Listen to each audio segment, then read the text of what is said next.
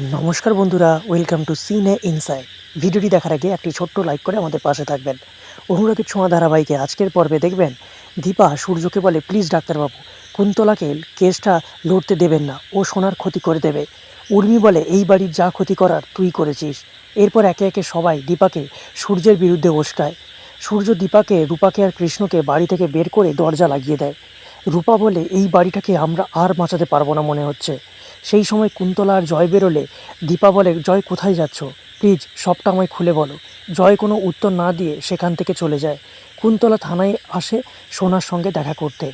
সোনাকে বলে, সোনা, এখান থেকে ছাড়া পেতে হলে তোমাকে মানসিক রোগী সাজতে হবে। সোনা বলে, আপনি কেন এসেছেন আবার, আপনি চলে যান এখান থেকে। সেই সময় সেখানে দীপা এসে বলে, সোনা, তুই কুন্তলার ফাঁদে পা দিস না। এরপর পুলিশ দীপাকে টেনে বাইরে বের করে দিলে দীপা বলে, আমার মেয়ের সাথে আমাকে দেখা করতে দিচ্ছেন না কেন। পুলিশ সোনার নামে উল্টোপাল্টা কথা বললে দীপা পুলিশকে চড় মারে। পুলিশ দীপাকে লকআপে ভরে দেয়। কুন্তলা মনে মনে বলে, আচ্ছা, এটা তাহলে দীপার নতুন চাল। ইচ্ছে করে সোনার কাছে থাকলে যাতে কেউ সোনার কান ভাঙাতে না পারে, তার জন্যই এই ব্যবস্থা করলো। তারপর সোনা দীপাকে নানানভাবে অপমান করে। দীপা বলে, আমি তোর ক্ষতি চাই না সোনা। সোনা বলে, তোমার কথাই আমি খুন করেছি, তুমি আমার কাছে মহান সাচ্ছ।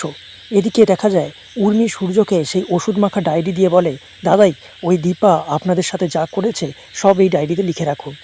এরপর সেই ওষুধ সূর্যর নাকে গেলে সূর্য অজ্ঞান হয়ে যায়। তাহলে কি হতে চলেছে বন্ধুরা, জানতে দেখুন অনুরাগের ছোঁয়া। ভালো লাগলে আমাদের চ্যানেলটিকে সাবস্ক্রাইব করে পাশে থাকুন। ধন্যবাদ।